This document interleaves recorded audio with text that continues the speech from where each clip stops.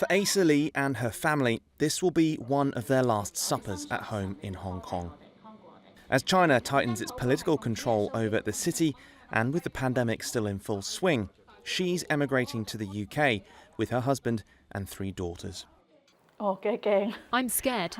We are scared, but it can't be scarier than staying here. They're moving to Scotland and taking advantage of an escape route that millions in the city qualify for.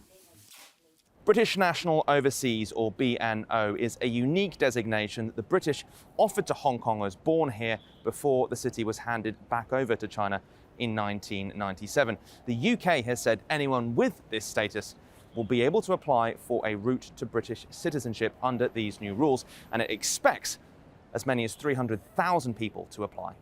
For people who migrate to UK under the BNO, they have a lot of good reasons why they make that choice, right? So whether it's for better education for the kids, or they may have other friends and relatives back to the UK. The pathway to migration was opened up after a new national security law was imposed on Hong Kong by Beijing last year.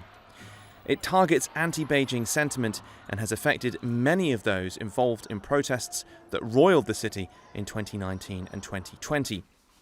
China has hit out at the UK, saying it won't recognise BNO documents. This action is an invasion of China's sovereignty, an interference in China and Hong Kong's internal affairs, and severely violated international laws and principles of international relations. China firmly opposes this and expresses its indignation. And we've offered a pathway to citizenship, but we ultimately want to see China live up to its international responsibilities, which is respecting the freedoms, the autonomy of the people of Hong Kong. Asa and her family are among the lucky ones. They've been able to sell their 600 square foot flat for enough to sustain them for a few years.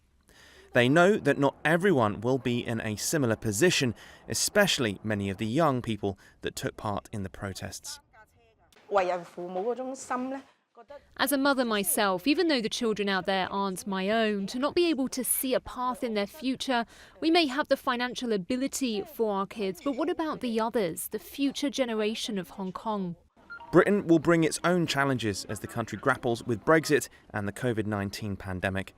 Whatever happens next in Hong Kong, for Asa Lee and her family, the future lies elsewhere. Joel Flynn, TRT World, Hong Kong.